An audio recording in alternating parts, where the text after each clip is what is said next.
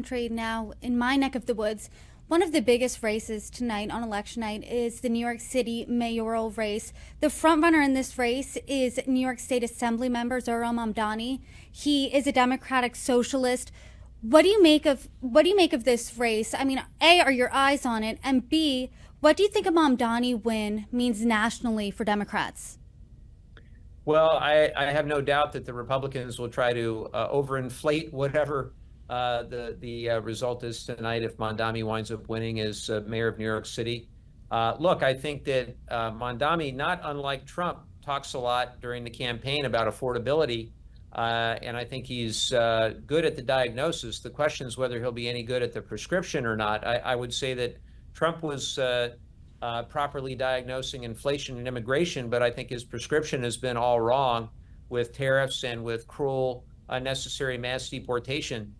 We'll see what Mamdani actually delivers. I don't agree with all of his policy prescriptions, but I think that he's obviously run a very good campaign and has been a captivating and charismatic candidate who's effectively used social media and other forms of new and alternative media to spread his message.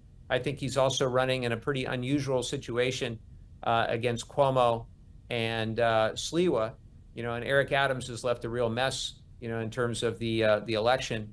And I think we're seeing the after effects of all of that. So I try not to get too involved in the elections from other states, only to tell you that I will also be watching very closely two dear friends of mine, Abby Spanberger in Virginia, and of course, Mikey Sherrill in New Jersey, two great leaders that I've gotten to know really well, serving with both, with Abby for 6 years and with Mikey now for over 7 years. They're two incredible leaders. I think they'll be great governors for Virginia and New Jersey.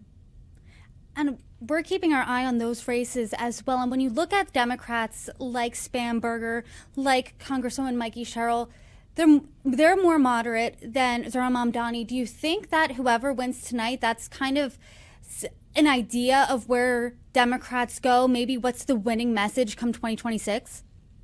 Well, here's the thing. We are a big tent party. We are not monolithic, and we are not a cult who are going to blindly follow any one person. And frankly, the way that I've seen Republicans just sort of get in line with President Trump, I don't think any Democrat that came along, regardless of their ideology, and I think back to President Obama or President Clinton or President Biden, we are a big tent, and we have a lot of independent thinkers in our party, and unity does not mean unanimity. I think we're all capable of independent thought, and we have a great family discussion all the time. We don't always agree internally on matters, but I will be looking at who does better relative to how Joe Biden and Kamala Harris did in 2020 and 2024. I'll be looking to see how Abby Spanberger and Mikey Sherrill do versus how Biden and Harris did. I'll be looking to see how Mamdani did as well. I think that's an interesting comparison, but a win is a win, Brittany, and I'm hopeful that we'll see a great night here for Democrats across the country. And do you think that when you say a win is a win, if Mamdani wins, he's a Democrat, Cuomo's running as an independent. I know you're across the country, but would you prefer the Democrat win or the independent win? Well, I don't have a horse in the race. I will tell you that it certainly appears that Mamdani is going to win the race based on all the publicly available polling. And I think if that's the case, it's because he spoke a lot about affordability. He talked about the rising cost of living in New York City. He did some great social media. And as I said, he's a pretty charismatic guy. And of course, Cuomo has significant baggage from his time as governor. So, I will tell you that, at the end of the day, I think how you govern is a lot more difficult, and actually doing the work day in and day out. It's one thing to make promises during a campaign.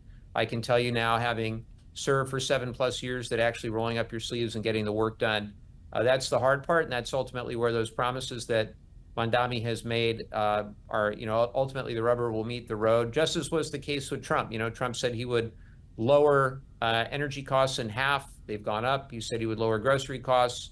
They've gone up. He said he would lower, all sorts of things for people, and tariffs. What we've seen is tariffs, and we've seen tax relief for the very wealthy. People in the middle are really struggling. Healthcare costs, obviously, being very much front of mind for all of us.